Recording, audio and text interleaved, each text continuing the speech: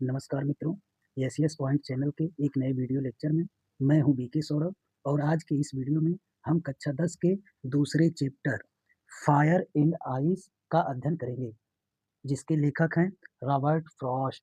चलिए अपने चैप्टर को स्टार्ट करने से पहले मैं आपसे एक छोटा सा प्रॉमिस करता हूं कि जब ये वीडियो समाप्त होगा तो आपके लिए एकदम धुआं होने वाला है, यानी आज के बाद आपको इस चैप्टर में कोई भी डाउट नहीं रहेगा। चलिए हम चलते हैं अपने चैप्टर पर। चैप्टर का नाम है fire and ice. Fire fire मतलब आपको पता होगा कि होता है आग, एंड का मतलब और आइस का मतलब बर्फ। आग और बर्फ, लेकिन यहाँ आग और बर्फ से नहीं मतलब रखेगा। हम कहानी को समझाने के लिए आपको एक टिप अपनाते हैं।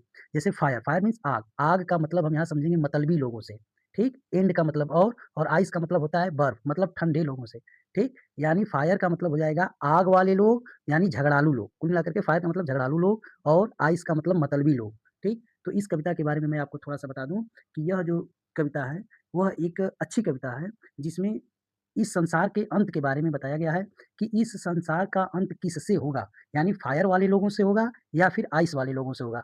कहने का मतलब यह है कि इस संसार का अंत झगड़ालू लोगों से होगा या फिर मतलबी लोगों से होगा। तो इसी के बारे में लेखक ने अपनी विचार किया है। चलिए हम सीधे अपने चैप्टर पर चलते हैं।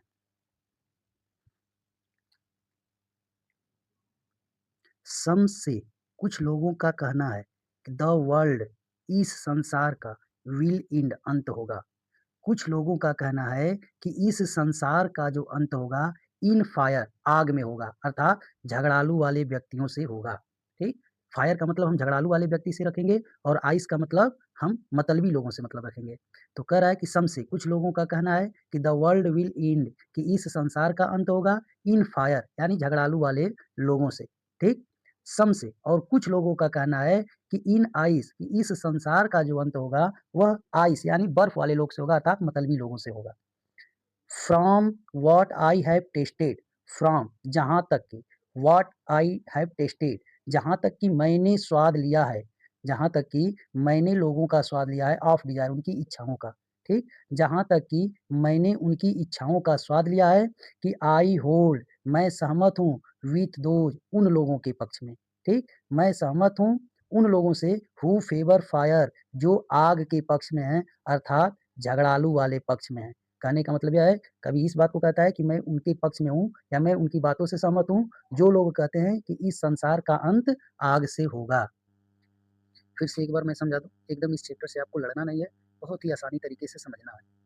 सम से कुछ लोगों का कहना है कि the world will and in fire, कि इस संसार का अंत आग में होगा, अर्थात झगड़ालू वाले व्यक्तियों से होगा। सम से कुछ लोगों का कहना है इन आइस, कि इस संसार का अंत बर्फ से होगा, अर्थात मतलबी लोगों से होगा।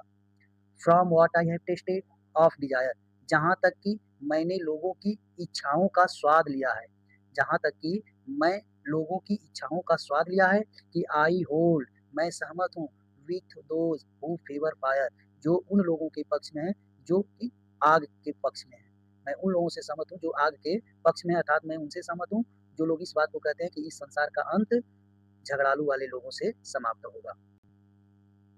बट लेकिन, इफ यदि, it had to perish twice, कह रहा है कि लेकिन यदि इस संसार का अंत 2 बार होगा, ठीक?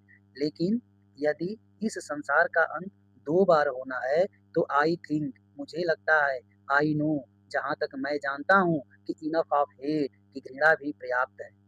आई थिंक मुझे लगता है, आई नो जहाँ तक मैं जानता हूँ, कि इनफ ऑफ हेट, कि घृणा भी पर्याप्त है।